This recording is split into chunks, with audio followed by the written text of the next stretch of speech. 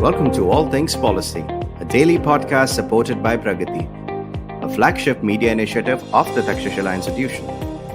We're a bunch of policy nerds based in Bengaluru, and we like to bring a fresh perspective to Indian affairs and an Indian perspective to global affairs. So grab a cup of coffee, sit back, and join us for today's chat. Hello and welcome to today's episode. I'm Sridhar Krishna from Takshashila Institution. I'm a senior scholar at Takshashila and I work on a project called 20 Million Jobs. We believe that India needs 20 million jobs each year, but unfortunately we generate less than 2 million jobs each year. So the gap is huge and we're trying to come up with ideas on how to fix this gap and what can be done to find a better future for a large population of people in our country who are very young. And I'm very happy to have with me today Minu Chawla.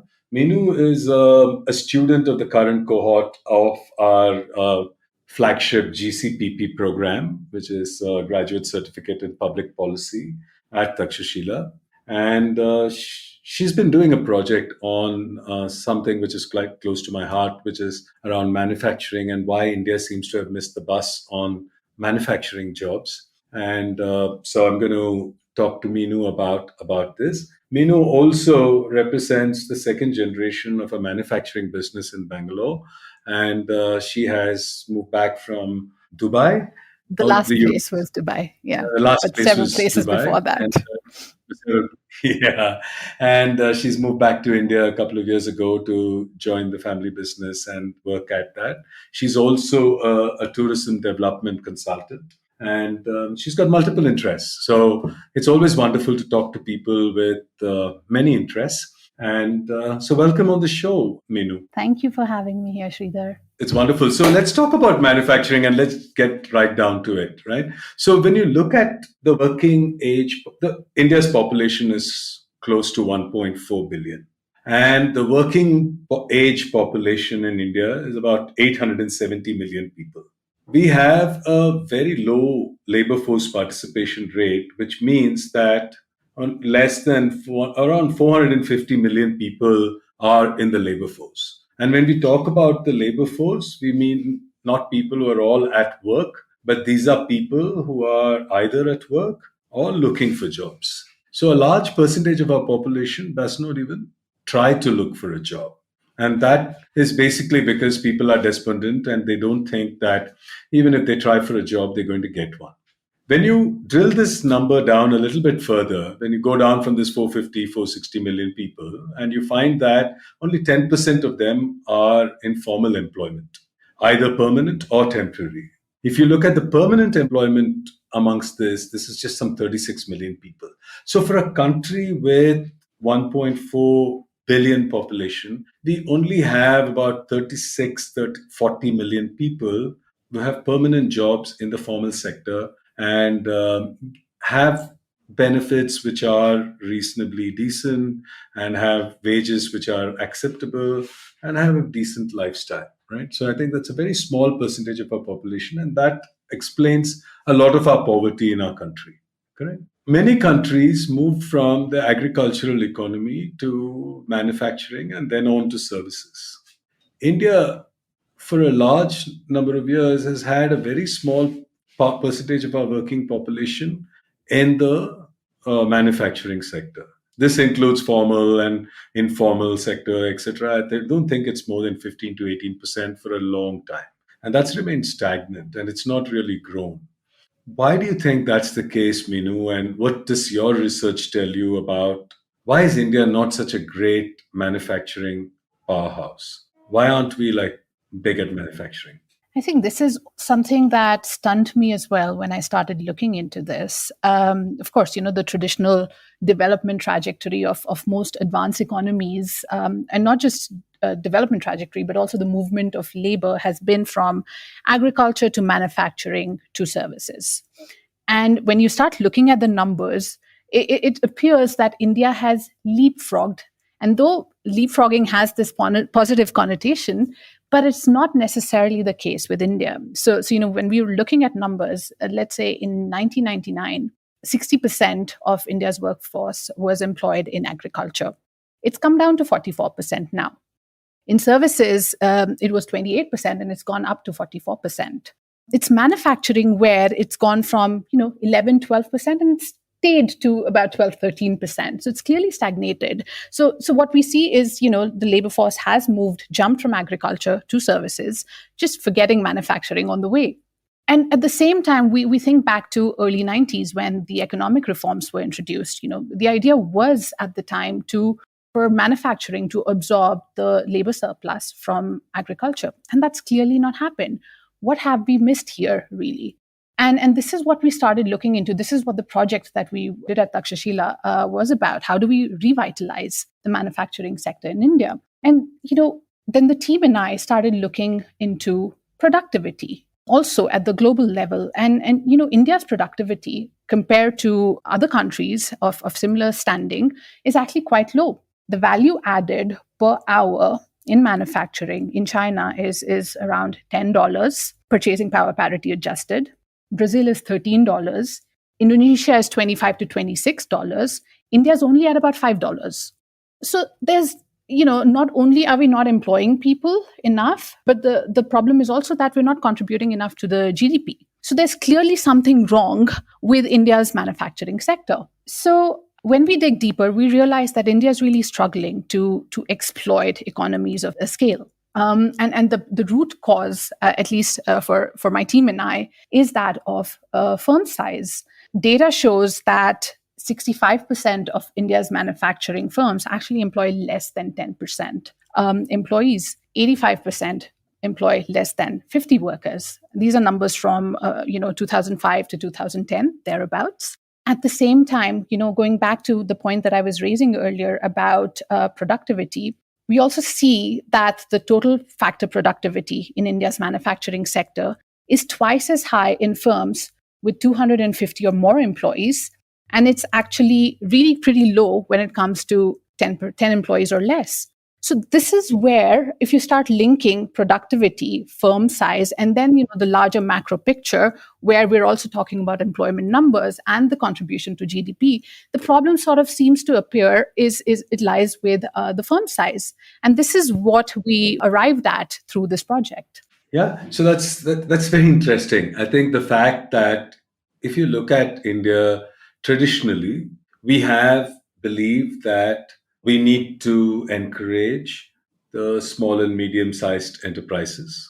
There's been this whole small-scale industry, large number of products which were reserved only for the small-scale sector.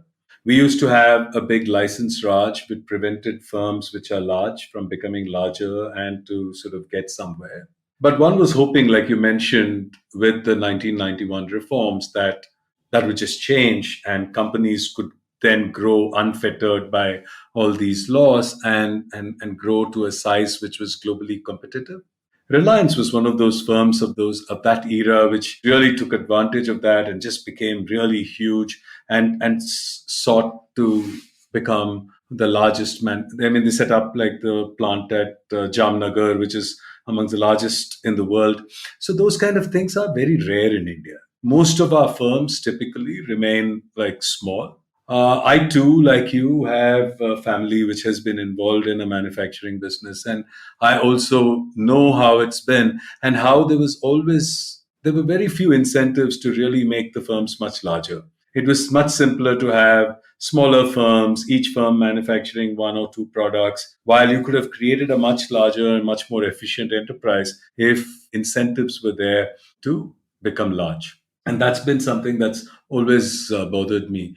And when you also talked, before we jump to the meat of the discussion around manufacturing jobs and why size of these manufacturing enterprises has affected the growth in manufacturing jobs, I think I'd like to bring to your attention a couple of things. One is that while India has, since the 90s, grown its GDP at a very reasonably good rate, I think an average growth rate of between 6 and 8% over 3 decades is a fairly good rate for a country. And we have grown quite significantly. But if you look back at our employment elasticity numbers, those have also, they've fallen quite dramatically in that period. So when we were growing at the rate of, say, 3%, 2.5%, 3% in the 70s, our employment elasticity used to be about zero point 0.9, which meant that even with such small growth in GDP, we actually grew our employment growth in our country was at a reasonably decent 2 to 3% per annum. While today, even though we have grown at 6 to 7% over the last 3 decades, the employment elasticity dropped quite dramatically to zero point 0.4 in the 90s and then now to less than 0.1, which means that even when we grow unless our economy grows at over 10% per annum and we manage to bring our employment elasticity up to zero point 0.4, zero point 0.5, we are not going to be able to create the number of jobs that India requires. That is, if you want to create 20 million jobs and you have like over 450 million people today, unless you grow that by about 10%, and with an employment elasticity of 0.4, you're not going to create those 20 million jobs, right? So that's one.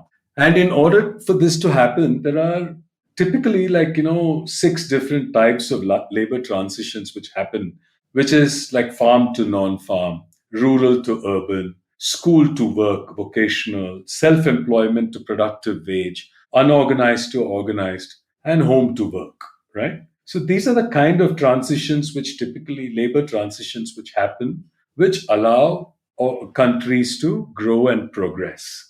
In India, these things have not happened at the pace at which one would have liked them to happen. And I agree completely with you that the problem is really to do with the low growth in manufacturing jobs. Because manufacturing jobs, unlike, say, services or some of these areas, do not require very highly skilled people, right? You can manage with unskilled and semi-skilled people, have a place in a manufacturing factory flow. So that's very important for a country like India to be able to get large number of people employed. Countries like Bangladesh, etc., and China, of course, but even Bangladesh has succeeded in attracting large companies. What do you think were really the incentives for manufacturing companies in India to remain small? Can you sort of list a few? Yeah, so it's certainly all around regulations. It's interesting that you brought up the reservation of in production for certain items on the list, which started in the 60s. I think it's also helpful to look at it, our industrial history, and also which kind of informed our culture as well. Sometimes, if I may talk about it as our post-independence preponderance of classical Gandhian thinking, right? The small scale industries. So a lot of our regulations, our policies have been informed by that, in my opinion. Several, I really do think of it as sort of an obsession that India has with small scale industries, which are now called MSMEs, being drivers of employment. But that really hasn't panned out. I think the reason people thought about small scale industries, was the general understanding that India has a large population and large enterprises would typically try and use technology very heavily, and they have the capital and access to capital, and therefore may choose capital intensive manufacturing to labor intensive manufacturing. And therefore, the belief was that small scale industries, by their very nature and because of their paucity of funds, etc., might choose to employ a large number of people.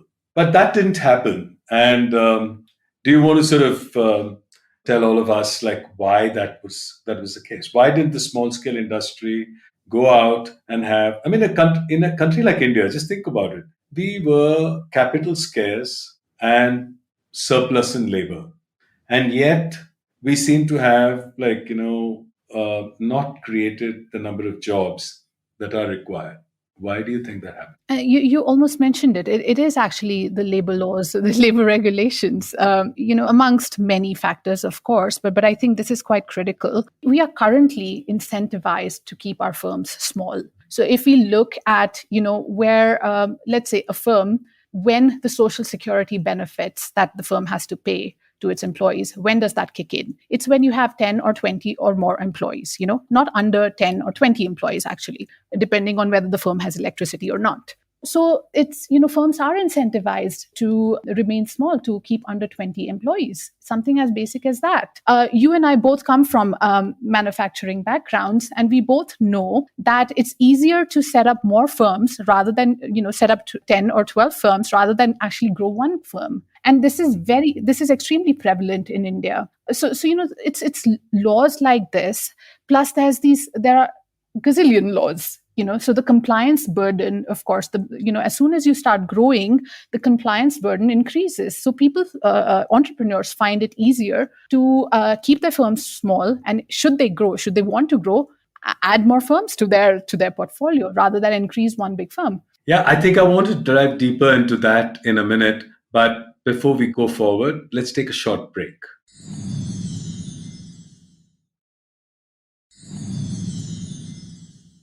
Okay, welcome back. So I think we was just starting to talk about how the laws in our country have incentivized companies to remain small. There were many laws, right? So there were a large number of labor codes, labor laws in our country. The compliance burden, like you mentioned, was very high and has been very high. And it's almost impossible to comply with every single law. I was, in fact, reading an article a little while back, and written by Manish, where he talks about how many of these laws are actually which contradict each other. So if you comply with one, you end up being at variance with another. So those kind of things. But I think there has been some progress in that area, and I think it might be worthwhile talking about that now. While there have been some things which have been really hard. For instance, the Industrial Disputes Act. I think that was another area. So people, except in specific industries which were considered essential services, workers could just go on strike. But today, with the new labor codes, they have to give 60 days notice before going on strike. So that's one thing, which ensures that there's enough time to mediate, negotiate, and avoid stoppage of work. At the same time, manufacturers are also in a position to ensure that their customers don't get impacted very adversely by a sudden stoppage of work and so on. So there's long-term health of the firm can be protected. At the same time, it just does not prevent the workers from having a right to go on strike. I think that's important, but it does make a bit of a difference in the way it can go. The other area that I was reading about is also around if a big problem that companies have faced is that they want to grow, and they see an opportunity for growth, and they could easily hire another 30-40 people. But the moment you cross 100 people or 200 people, 100 people, then if for some reason there's an economic downturn and you're unable to afford to keep on your roles, all the people, you didn't have a right to retrench the surplus workforce. And if you had more than 100 people, you needed to wait for approvals, etc., before it could be done. Now I think the number has been increased to 300. And 300 covers almost every single company in India, because I think over 90 odd percentage of companies have less than 300 employees, which means that people can at least grow to a reasonable size, 200, 300 people. Then you can have some reasonable amount of surplus. You can build your technology. You can become more competitive, right? I think all those things happen. And once that happens, I think more jobs. What are your thoughts about the labor law reforms that are taking place in the country today, and whether you see them as undesirable? What's the flip side of these reforms? And will it actually lead to more jobs? It's a great start, in my opinion.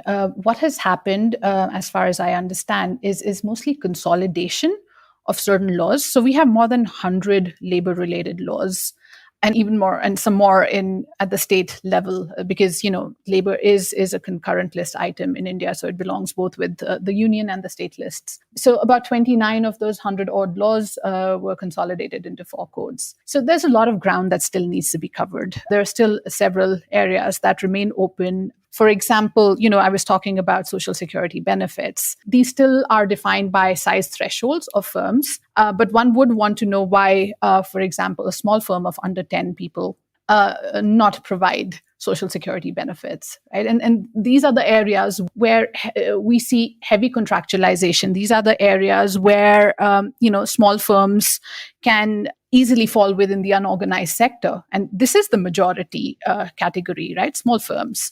So those questions still remain to be answered. I think some of them are being addressed, right, Minu? I think they're also talking about the unorganized sector employees also to be covered by ESIC and Employees Provident Fund, etc., all under one common UAN number, supported with Aadhaar. So all that is going to ensure. They're also talking about getting over almost half the number of workers. I think 20 crore workers, 200 million workers. They want to get them registered on a portal so that they are now able to track them better and track their progress. They're also talking about increasing minimum wages every 5 years and so on. They're talking about they have increased the maternity benefits from 12 weeks to 26 weeks. I think so. They have done that. They've also offered flexibility to employers of deciding how this 48-hour work week should be sort of distributed. Gives people the right to work for 12 hours a day for 4 days and take 3 days off. Those kind of things can be done. So I think some of these benefits and flexibility should go towards encouraging more jobs. But what do you think? I mean, do you think this will happen, and how many more jobs? I wouldn't be able to say how many more jobs that would help create, but you're certainly correct. I agree with you that this is a great start. I also really liked the bit about fixed term employment. Right, so that's going to give employers a great deal of flexibility as well. Through the research, I also found I think one big problem is actually contractualization, which needs to be addressed, and it would be addressed through a variety of these measures. Circling back to the larger problem about employment in manufacturing, this is one of the factors that I think doesn't make manufacturing attractive enough for potential employees, for workforce. So, and at this on the other side, let's think also about firms who actually do opt for contractualization. They do have to pay a premium for it. It is 8 to 12% more of their total wage cost that they have to pay in order to get, contract workers. And so they are willing to take on that additional burden, economic burden, to have that ease to ultimately hire and fire, that bringing it down to something as simplified as that term. So moving. But I think this hiring and firing is all well, I think, but for it to become, like you said, it has to also be attractive to an employee to join that, right? And today they don't have alternate forms of employment and available in any other place. And the farm sector is woefully overemployed. I mean, people are underemployed in the agriculture sector. So they have like at least 100 million people are surplus in agriculture today. And therefore, we need jobs for them. But I think there's also a social security net which needs to be there so that people, I mean, if you want to provide employers with the flexibility to hire and fire, I mean, like not great words, but the point is that if you want to be able to increase or decrease the size of your firm as in keeping with market demand, I think there also needs to be some kind of social security for people. Otherwise, you're going to find people are not going to join this sector at all, right? So I think that's something to definitely take note of. I think the government is trying to talk about some kind of social pension payment and various other schemes which will kick in for people irrespective of whether they are in the organized sector or the unorganized sector. They also talk about the need to provide 15 days wages for every year. I mean, like gratuity covers sort of going to be there for across multiple sectors. So I think those things may make a difference. But I think the flexibility that this provides should encourage more companies to sort of take advantage of this and grow with a little greater confidence. Yeah. That's what I feel. I think it'll have to be a balance between, business friendly policies, but at the same time, one that, take into account worker welfare as well.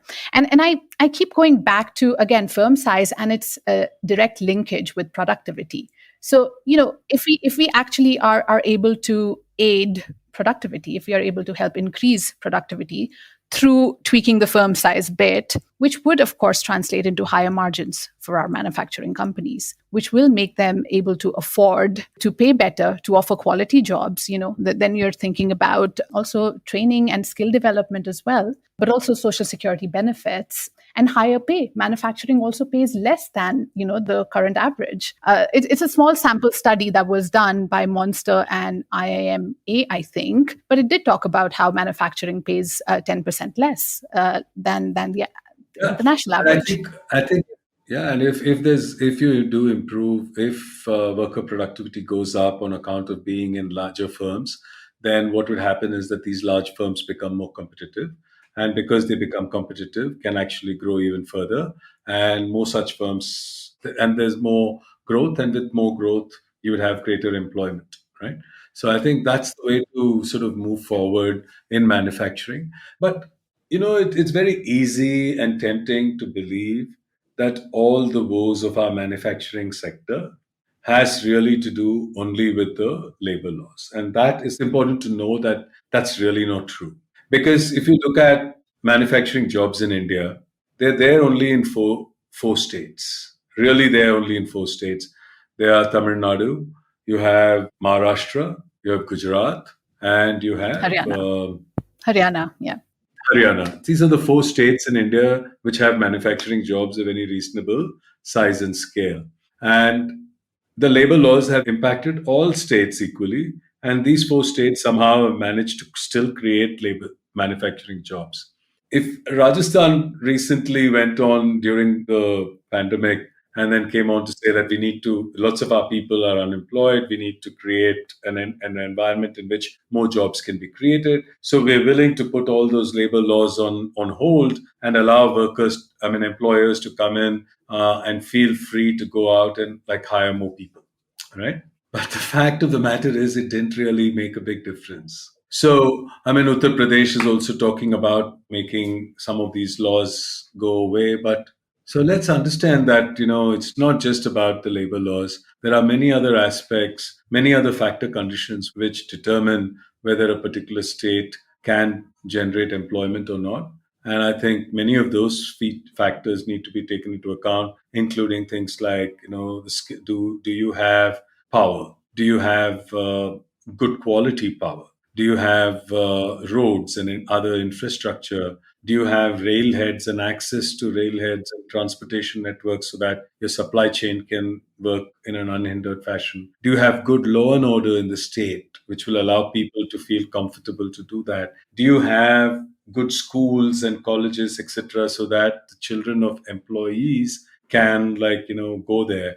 Which means that if those schools and colleges are not there, then people are going to be hesitant to move to those places, even if large factories were to be set up. Then it's about quality of life in those cities, which are there in all those states. All these things sort of play a big role in determining whether new manufacturing enterprises can be set up in all these states. So I think while we had a good conversation today about the labor laws and how they disincentivized firms to grow big and kept firm size small, and the fact that small firms are less productive than large firms, therefore less competitive, and therefore less likely to survive, and therefore do not employ enough people. So I think that I liked your hypothesis, and I do agree that I think the size of the firm has had a problem. I think the labor laws have provided those disincentives. But today, I think we need to be able to think beyond those as well. I think there have been some level of reform, and time will tell us whether these reforms are adequate to get us to the kind of manufacturing job numbers that we want. As we speak, the number of manufacturing jobs have fallen quite dramatically in the last couple of years, and therefore we need this to really grow and pick up. So I look forward to watching those numbers with great interest over the next few months and years to come. And I'll join you on that. Thank you very much. Thanks, Minu. It was nice talking to you. Likewise, thank you for having me here. Yeah. All right. Bye-bye.